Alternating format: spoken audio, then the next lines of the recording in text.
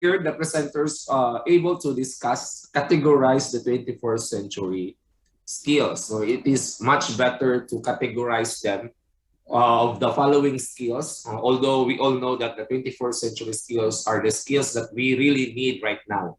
No? As defined earlier by the presenter, what is all about, what is the definition of 21st century skills? There are other definitions, there are broad definitions on that, but let's have this one. No? I think it was also the same definition that was read and elaborated by our presenter. So 21st century skills refers to a broad set of knowledge. It is not just merely knowledge at all.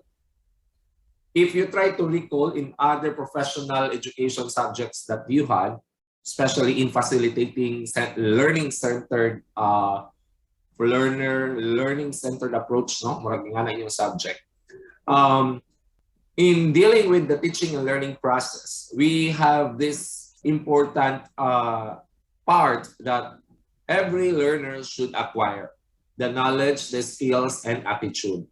When we make a lesson plan, we categorize the different skills. No, we categorize the different learning domains. No, that's the right term. The learning domains. We have the cognitive, psychomotor, and affective, or affective. Excuse me, psychomotor. Excuse me. So at that point, those are the skills that we want our learners to acquire.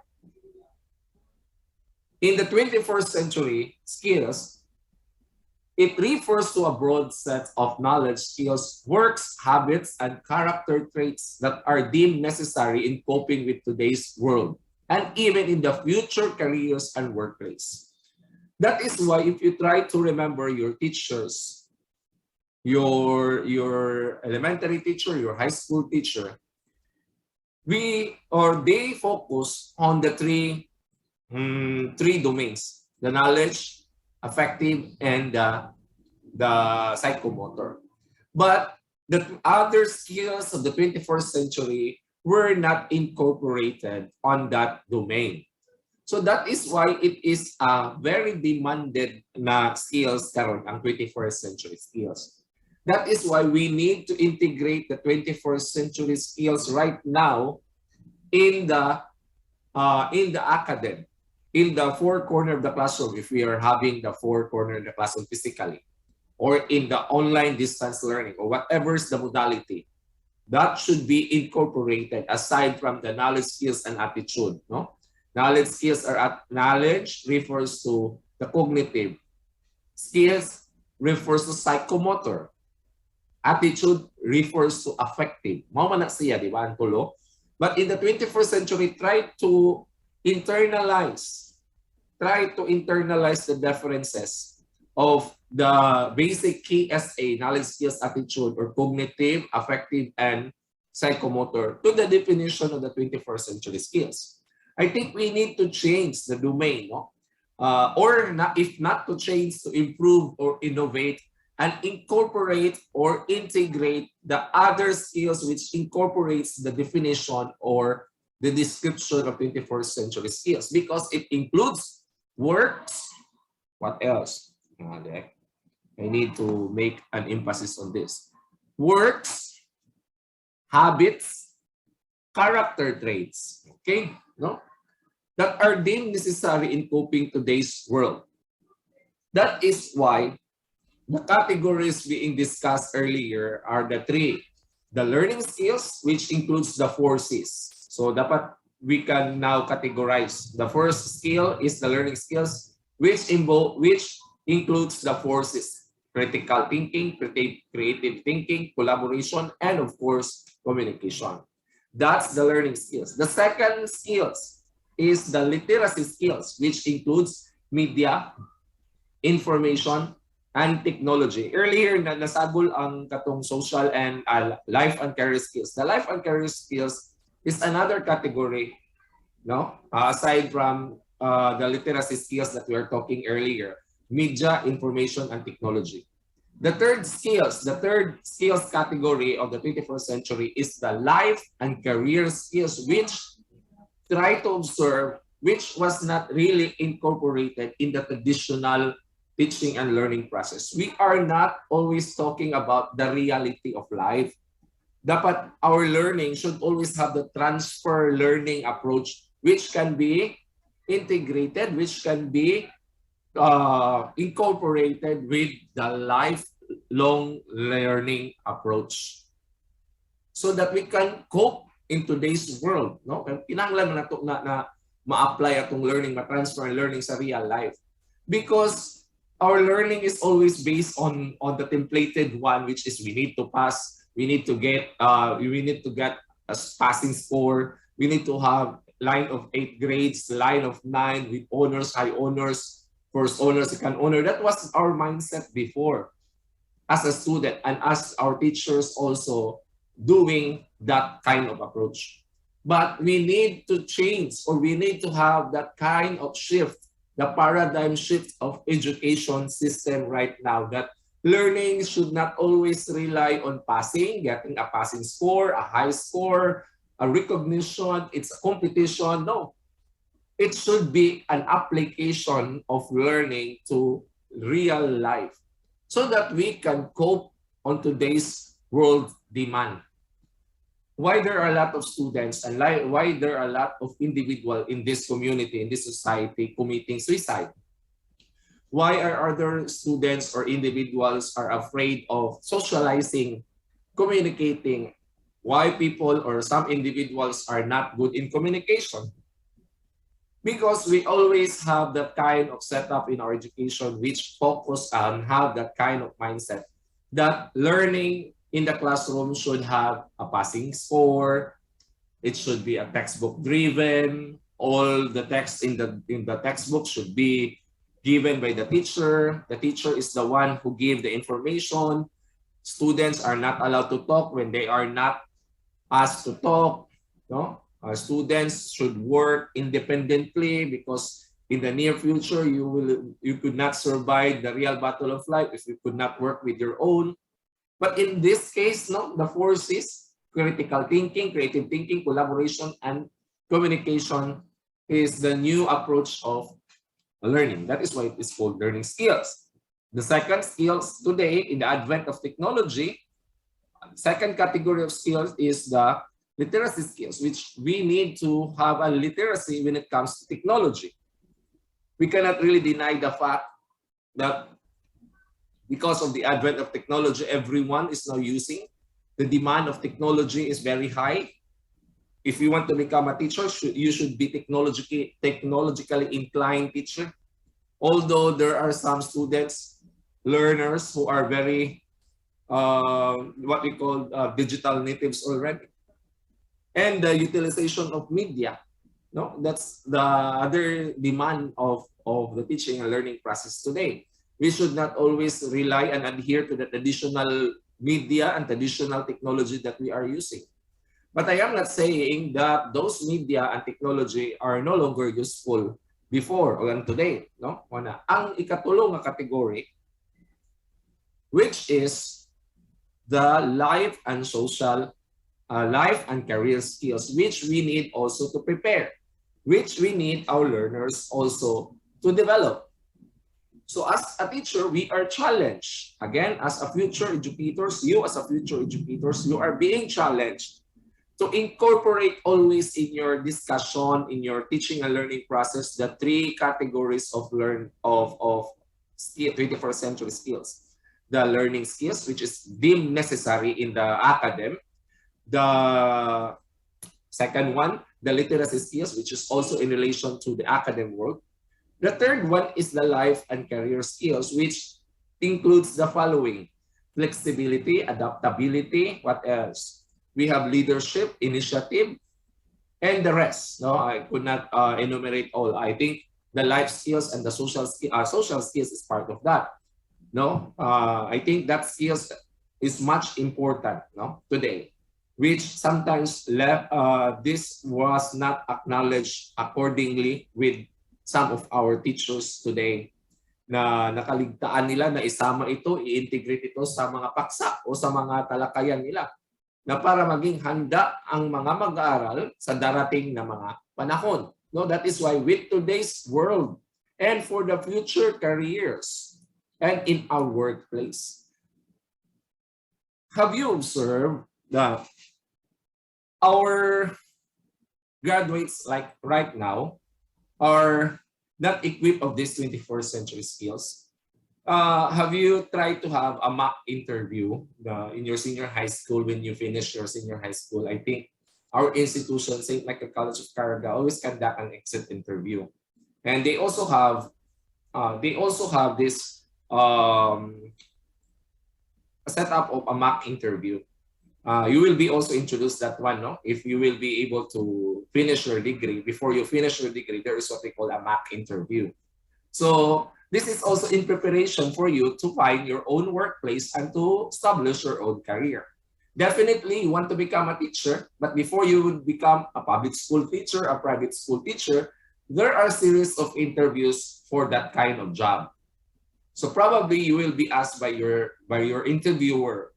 This is the common questions. So what are your skills? No, you want to apply here in our institution as a public school teacher. Example, we have that kind of setup. You will be asked, what are your skills? You might be saying and answering, what is my skill? I think you have read my resume. In the resume, it's indicated there that my skills are dancing, cooking, playing sports. Those are my skills. Playing guitar, playing instruments. I am not telling you that that skills is not necessary. But today, your skills should be always anchored to the 21st century skills. So you might be answering that question in the near future once you will be into that kind of activity. When your interviewer will be asking you, you will answer that I am equipped with the 21st century skills, such as learning skills. I can, number one, I can think critically because my school prepared me to become a critical thinker. At the same time, a creative thinker. I also can work collaboratively with other team, with other members of the team. So you are doing the collaboration. No? I am a team player. I can work with others. I am adaptable and I am flexible with other work arrangements. And at the same time, I am a good and effective communicator. So kana palang daan nga upat ka letter C imo nang isulti. So if I am the panelist, one of your panelists when you try to apply a job in a private school or in our institution or in our department, I will be amazed if you have that kind of skills because that's the 21st century skills. That is the skills that we want in our workplace right now and in the career of our future teacher, whatever career that you are going to have in the future. So I will be amazed no, kung masulti na nimo. What else? What are other skills you have? I have the skills when it comes. I am also literate with the technology. Of course, in media. No, I am also aware of the different platforms of media. So, ingana. So, gisulti na nimo ikaduhang categories. Ang ikatulo pagid nga categories, yung paging gisulti, I have also this what we call the life and career skills, which is I am flexible, adaptable, or whatever is that. I have the leadership skills. I have the social skills. So meaning to say, all of those skills, the 21st century, categorically speaking, should be possessed for every learners who were able to finish the degree, especially an education student like you. So kung mo-graduate mo, dapat naato tanan sa imong skills. Kay katukod, ang imong i-impart sa imong future learners. We have that always a statement, no? That statement that we could not give what we don't have. So you cannot teach what you don't have. So therefore, it will always take first in your side as a future educator. So as a future educator, that 21st century skills should be always put in your mind. Okay? So ito na, di na nato na isa-isahon because these are the 21st century skills that includes everyone. So let's have now the framework. I believe it was also presented by the reporter for a while.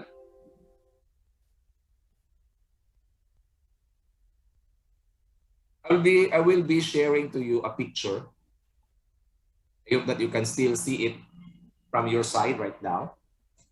So this is a framework. I believe it was also discussed, but we will go thoroughly as my introductory statement earlier, telling you about the framework.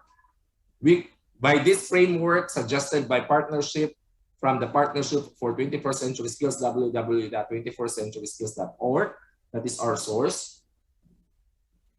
We will be discussing the framework of the 21st century. We have our guide on the left side. The color represents its legend to its example. Okay. Definitely, it was already discussed by the presenter. All of these terms being reflected here are already discussed thoroughly by the presenter. But let's go back again to the framework and analyze how it is done and how this 21st century learning framework will be possible to everyone, to every learners, and to every educators like you.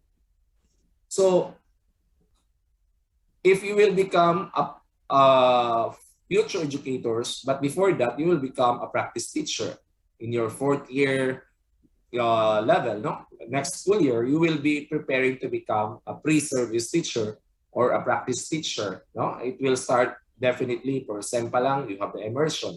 The second SEM is the practice teaching. These students that we have right now, the 4th year students, they are already deployed in our department. I keep on reminding them because they were also once my students in third year college like you in this subject. I also observe their online classes. When they have their demo, their grand demo, I will be also observing them because they are giving their service to our department. Therefore, I will recall our class about the 21st century. Did you incorporate the 21st century skills in your subject matter, in your delivery of instruction? So that would definitely remind you when you will be in your practice teaching and much more in the real or in the field of teaching profession. Okay, so let's start. Here we have our life and career skills. The color red, the yellow, and the lighter blue, the outer core, okay? The outer layer. It seems that it is a circle, a pie, a half of the circle. So the red, the yellow, and the lighter blue are the categories of the 21st century skills. This was discussed elaboratively by our presenter. So the life and career skills, we started with the learning and innovation skills. So what are example? You go back to your left side in the picture. So learning and innovation skills, creativity and innovation, critical thinking, problem solving, communication, and collaboration. So that is what we need to develop to our learners as in the 21st century. On the right side, the lighter blue, it is what we call the literacy skills, okay? Belong to that is the information media and technology skills, like information literacy, media literacy, and the ICT. Okay, on the red side, this is the life and career skills, which we want our learners to develop. We have the flexibility, adaptability, initiative, self-direction. No, I think it was also discussed. No, here comes the social and cross-cultural skills, which is our question number 2. Productivity, accountability, leadership, and responsibility. Imagine kaning tulo, red, yellow, and blue. These are the skills that you need to possess. Try to assess yourself right now. Try to reflect on the mirror or on your own self, in your own pace and your own time. Try to reflect if you have that one right now. But if you don't have that kind of skills right now, it's never too late for you to think about it. It's never too late for you to acquire those skills. What is needed is for you to acquire that one is to expose yourself to that kind of activities. You try to assess yourself if you have that leadership skills. Sir, dili mo ko good nga leader. No, you are not being asked if you will become a good leader. You should be a good leader because you are a future educator. An educator is a leader in the classroom. And then you will tell me, sir, I am not a good leader. Why you choose to become a teacher if you are not a good leader? Leadership is important in the classroom. If you don't have that kind of leadership of that skill, the leadership skills, then you could not be a successful teacher. You will be handling more than 50, 60, 70 students, especially in the public school. And then you don't have the command. You don't have the command responsibility. It seems like you are the president in the class or you are the president of a smaller community. It seems like president of the country, but on that very small scope, no? You are the one who will make decision. You are the one who will manage the different diverse learners that you will have in the classroom. So leadership is important. It doesn't mean that you are not engaged to be, sir, I am not an ESG or SSG student. I am not good in leadership. No, you should be a good leader, an effective leader in the classroom. What else? Those, no? Sir, I am not, what else? I am not good in media literacy. I am poor when it comes to utilization of technology. That could not be an excuse. Remember, my new future teacher, future educator, that is not an excuse for you not good in technology, because in the setup today, technology is one of the most important platform or what they call this one, or tool for you to teach. So, una-una na nimo sa kadaghan na ng skills, kaya ba na ako? Do I need to continue my dream to become a teacher? Yes, of course, you are there already. You're almost done. So next, the color green. These are the subjects, the learning areas in the curriculum. No? In the curriculum, we have these core subject areas and the 21st century subjects like global awareness, financial, economic, business, entrepreneur. This all will be discussed in the different form of literacy by our other groups to discuss. No? Daghan na tayo. So how are we going to have this one? Going back to the three important areas of teaching and learning process, we have curriculum, instruction, and assessment. Again, to repeat, curriculum, instruction, and assessment.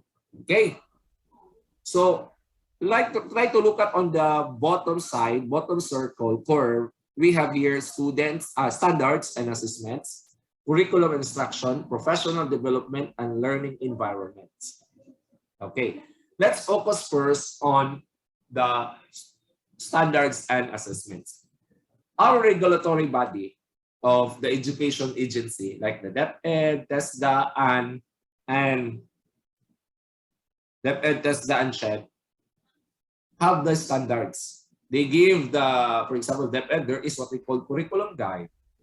These are the standards of assessment. No? I heard the presenter earlier discuss about the different type of 21st century assessments, which is technologically based assessments. Okay, what else? Authentic portfolio-based, performance-based assessment. Gone are those days which we always use the paper and pencil tests. The simple recall assessment. When I say simple recall, there's no need for us to make an assessment for that. That's knowledge-based. That's simple recall. Sino pumatay ka Magellan? Kailan pinatay si Magellan? No, if that's a social studies subject. So we go deeper to assessment which is very authentic, realistic, and of course, it could really help them to prepare their life, career, and their workplace. So expose our learner with this kind of a realistic preparation of their career kind of assessment.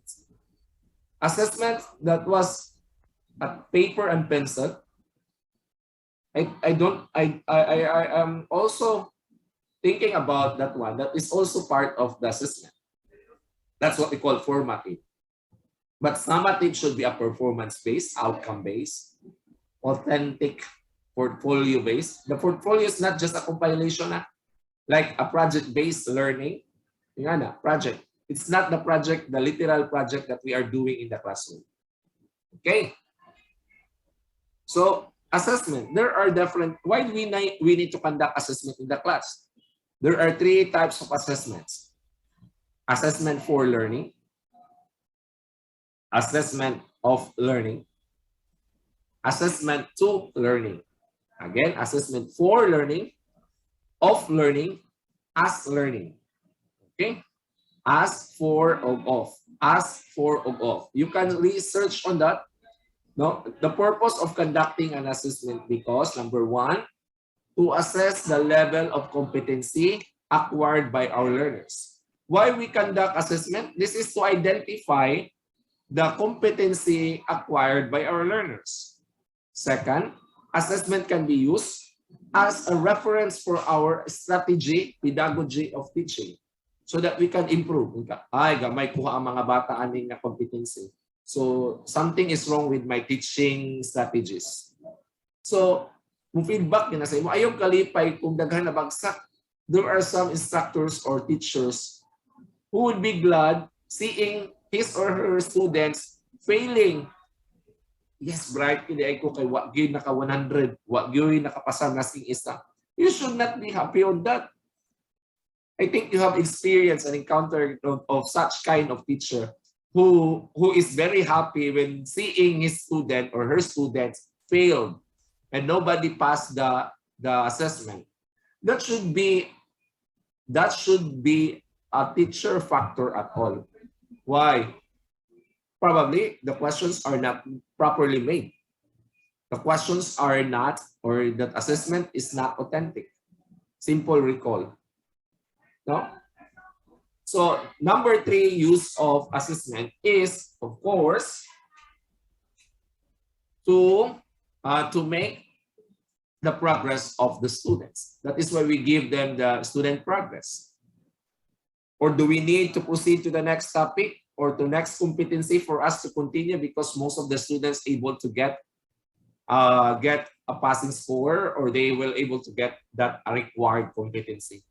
If you try to recall your statement on the first sentence of your lesson plan before in the objectives, you will be stating there, at the end of the period, the students will be able to acquire 75% of proficiency. So how you will know that students able to get the 75 proficiency? So it is part of your lesson plan to conduct an assessment and evaluation. So that's the purpose of assessment. But definitely it should not always be on the context of telling our students that they need to pass the score, to have a passing score, to have a high grade.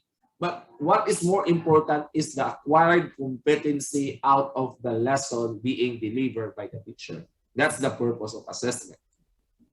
Let's proceed to curriculum. Time check, it's already 4:35. Okay. So let's proceed now to the curriculum and instruction, which is the bread and butter of teacher education. The 3 areas, the assessment, curriculum, instruction. Dapat maong ginaperminti magtutuyok sa atong utok. Pag teacher ka, how are you going to assess, how to deliver? So when we talk about curriculum, these are the learning areas. These are the standards provided by the government, the DepEd, CHED, TESDA. Curriculum are less of subjects offered, less of learning areas. The curriculum are the standards that was created by our government with the help of the teachers, the one who implement the curriculum. So we are also curriculum maker. No? So today, several times, we have attempted to change the curriculum. And I think you are also a product of the K-12 curriculum. You have here different types of curriculum from our parents, from our grandparents, to your siblings, to your cousins, and to now. Why there is always a change in the curriculum? Because the curriculum should be aligned to the demand of society, the demand of the industry. So when it's the industry, that is the workplace, the career. There are some professions which are no longer high in demand. Before, nursing program are very high in demand. So because there is no longer a demand on that, gamay na lang kayo, so they need to change the curriculum. That is why we added two more years for our basic education, and that's the result of the K-12 curriculum. And what happened to the CHED curriculum, the tertiary education? It also changes because some of the subjects in the senior high schools are the subject before in college.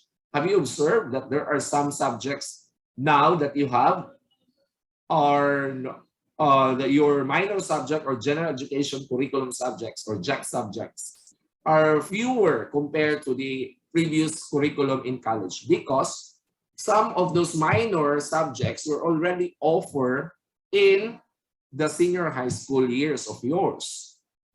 Look at mathematics. We only have one incorporated, the modern mathematics, no? Mathematics in the modern world. Before we have trigonometry, geometry, algebra, no? Mo na mga subject na to sa math. So we only have one mathematics today. And before our English subject in college, there are a lot of English subject. We have English 1, English 2, oral communication 1, oral communication 2, grammar, composition. But today, we only have one English subject, except if there are some institutional subject being supplemented because they wanted to improve the communication skills and grammar of our students. Definitely in the curriculum, we only have one English subject, that is purposive communication, which includes all areas of language. Kung sa pinakadaghan karon ang mga social sciences, like Rizal, we could not afford not to have a Rizal subject. Whatever is your course, it's Rizal because it's a mandate of the law. We have contemporary world, we have popular culture, history. If you try to observe, most of those subjects, JAC subjects are inclined to social sciences. So, curriculum changes because of innovations, because of the demand of our career and workplace. So that's about curriculum. Number 2 is the instruction. So what is instruction all about? It's not merely giving instruction to our students to write, to read. Instructions refers to the teaching strategy, approach, model, and different pedagogy. No? So the curriculum is the content of the subject, the content. Subject matter, that is curriculum. It is listed in the curriculum. But instruction is the how of teaching. Again, I'll repeat. Instruction is the how of teaching. How are you going to deliver the instruction? The delivery of instruction should be delivered with the different strategies, methodologies, and approaches. Different philosophical thoughts, depending on the teachers, on what philosophy of education he or she will be anchoring his approach to teaching, his strategies, his activities, and assessment in the class. That's instruction.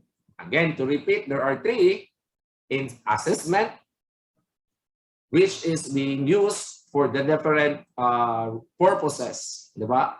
Assessment for learning, assessment as learning, and assessment of learning. Second, curriculum. It could be interchangeably discussed. No?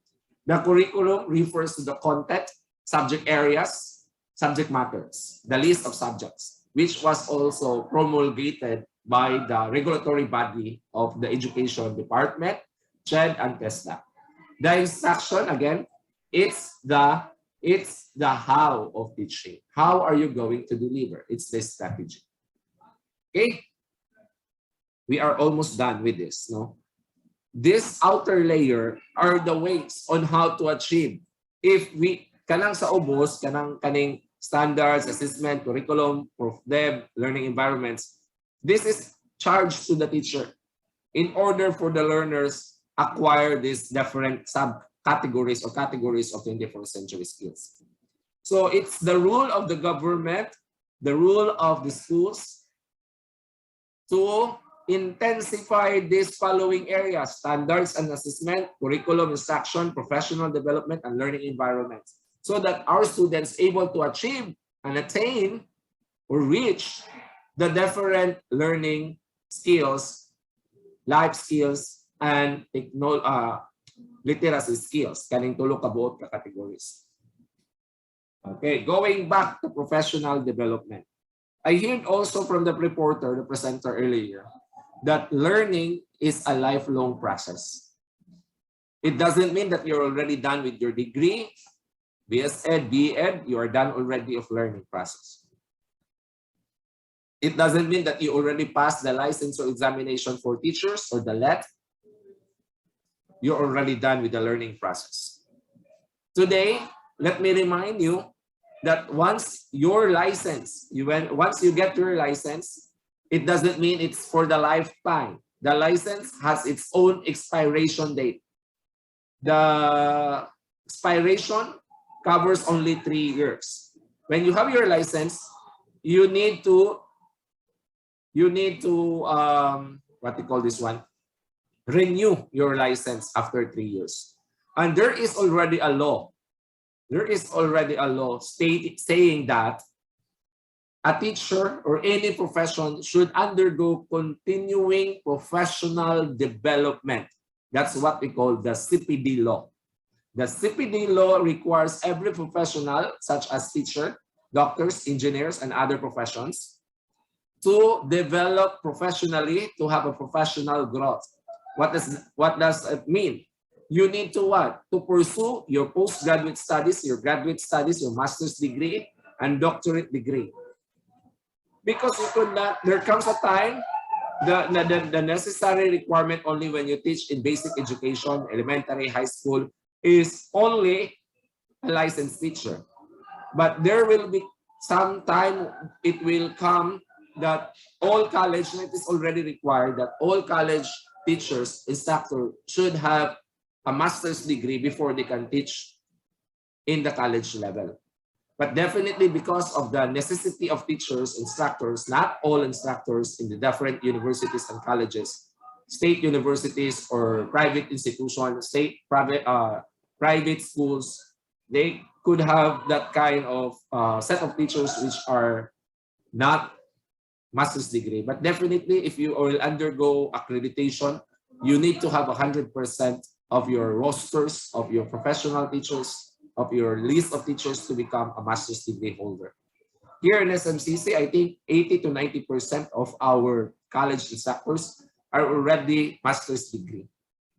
Okay, that's professional development. Sir, we don't have that yet. How could we have that one within 3 years? Definitely, professional development does not only limit on master's degree, doctorate degree, postgraduate studies, graduate studies, but it is also referring to attending seminars, your professional learning communities in your respective schools. But you need to make sure that your seminars, webinars naman karon, is accredited by the Professional Regulatory Commission or the PRC. Because you need to earn 15 CPD points, 15 continuing professional development points for you to renew your license. That is already a law.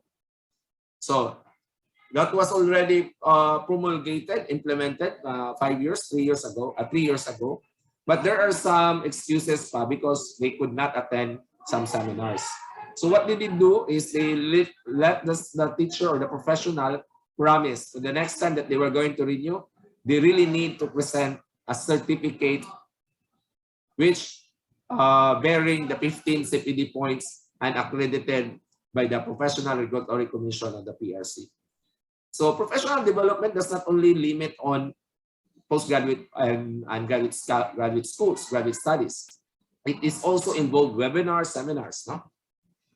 Next, the learning environment. Okay, I'll go ahead to this presentation. This would really summarize the subject.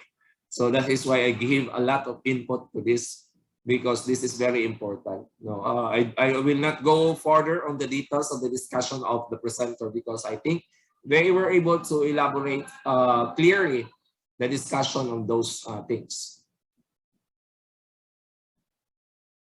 Nawala lang. Okay.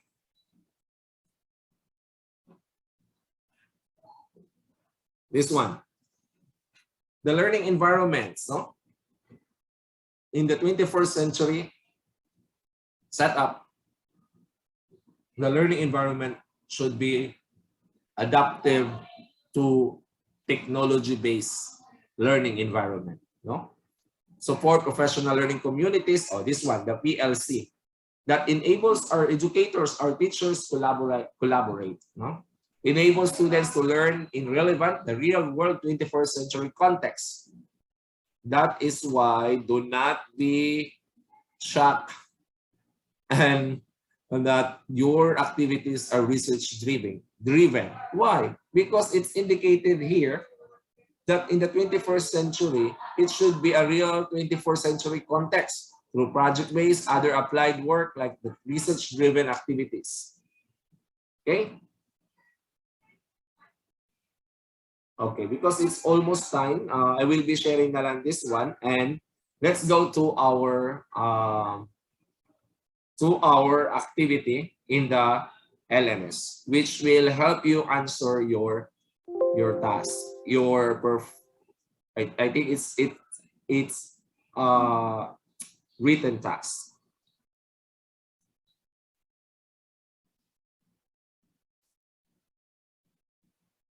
Okay, the time is 4:48.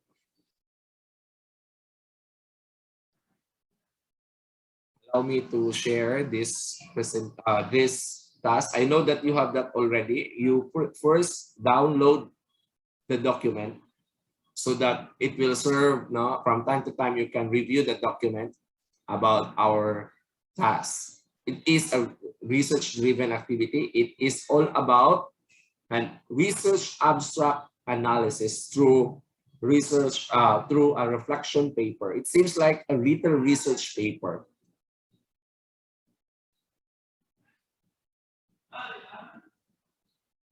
Okay, it's already active here, no? Abstract analysis and reflection paper.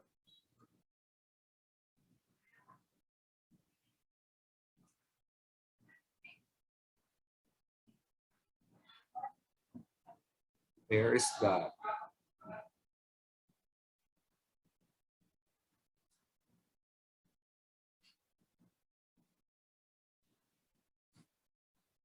Sige na lang din, malami ka din.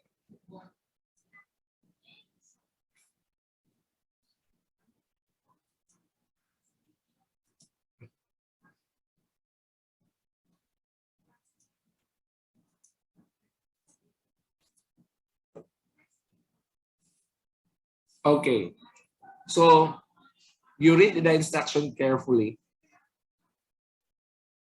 while waiting. No, I have here the instruction.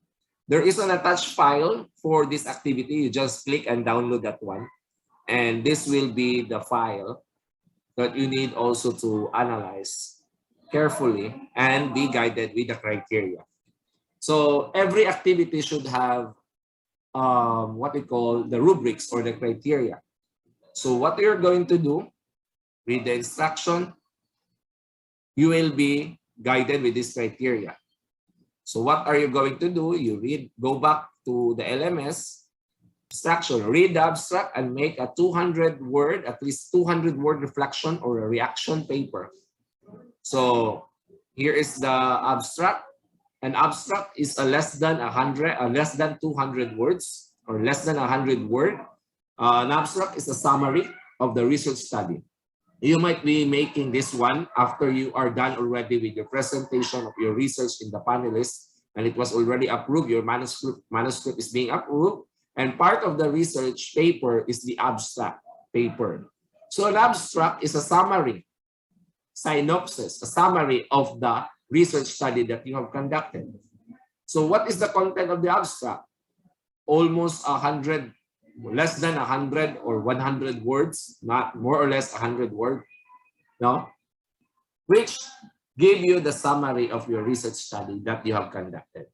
Like the introduction, the background of the study is there already, the methodology being used of the study, the result or the findings of the study, the recommendation, and of course, the conclusion of the study is being there reflected in the abstract.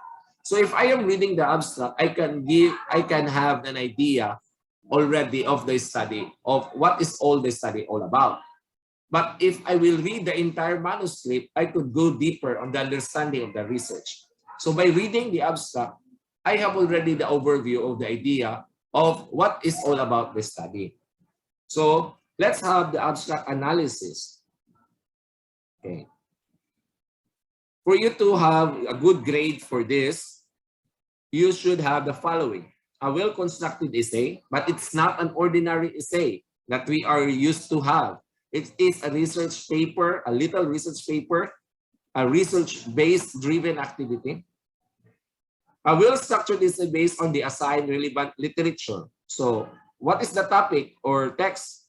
It's all about the abstract, which is also found in the LMS. This is the abstract. And the title of the abstract, the title of the study is the 21st Century Standards and Curriculum, Current Research and Practices. This was conducted by Hala Admid, Alismea, et al.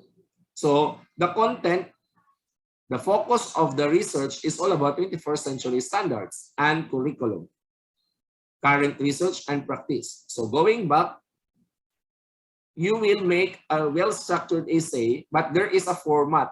This should be the format of your paper. You still be using a Google Drive link and do not make or submit a Word document. No? Number 2, another criteria, evidence of an appreciation of the key issues and in-depth thinking about those issues. So what is all about the issue? You focus again on the study. 21st century standards and curriculum. That's the issue. So your discussion, your reflection paper will always be based on the abstract. Number 3. Provide.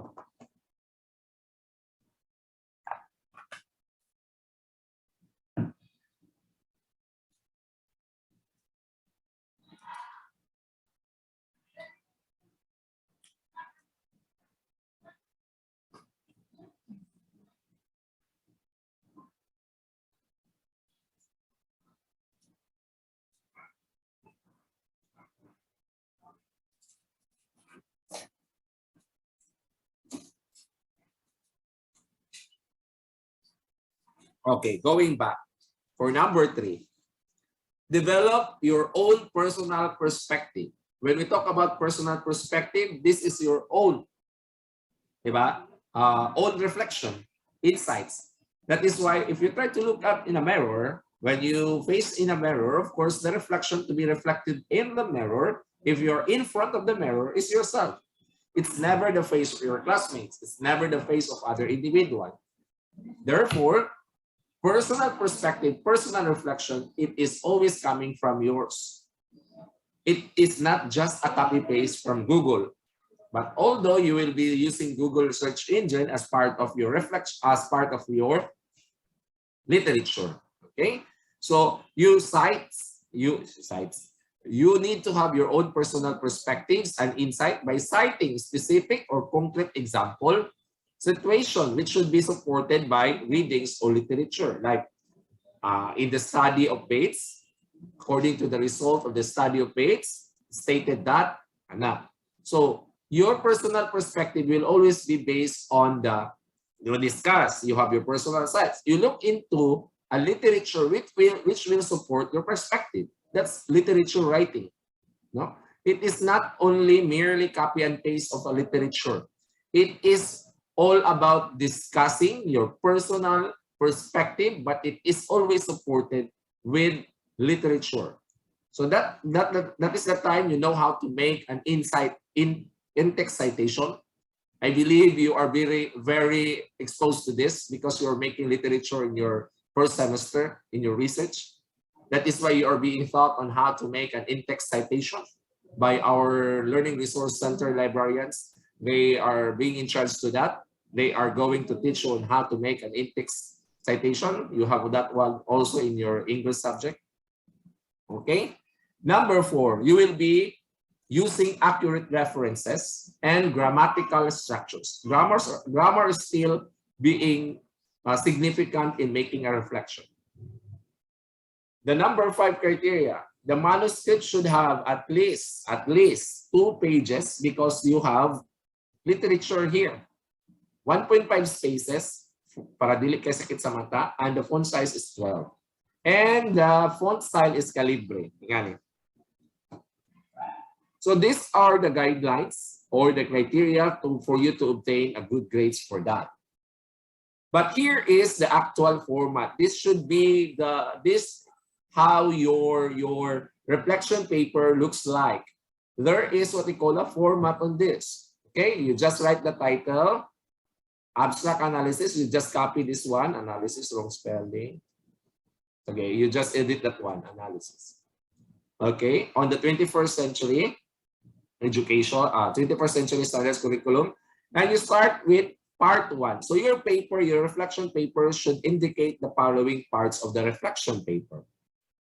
It is not merely a paragraph and an essay, but it should have this kind of parts. It seems like it's a little research paper, because why is it not the full research paper? Because we don't have the methodology, we don't have the result.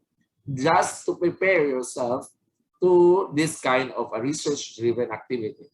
Of course, you make your introduction. Second, you can also make your literature. But make sure that your literature is just a summary in connection to the 21st century standards and curriculum. Then the third one, here is number 3 criteria. The third criteria should answer the third part, which is the main. It is the essay, it's the main body. Here we can say your reflection, reaction, and insight, but it should be supported with readings or related literature. This will really help you to improve your related literature skills. Now, that is why we are we don't like to write literature, because the literature that we have before is just a copy-paste. To mind you, writing a literature, it's not a simple copy and paste from the internet or from the Google. It should have always your own reflection. This is how to write a literature review. Make your own personal perspectives based on your understanding and based on your readings. It should be supported always with concrete examples. Example, you can cite an example of what is the real scenario of a 21st century curriculum. Concrete examples, situations, but it should always be supported with readings, books, periodicals, internet resources, according like this one. This part, number 3 criteria, should be reflected under the reaction and insights, this one. And the fourth one is the conclusion. You can make decision out of that, and the reference is the last part. It should be in APA form. You can also use Mendeley. If you are familiar with Mendeley, that's an organizer. That is an organizer of references in an American psychology format like that, the APA. Okay, I think that's all.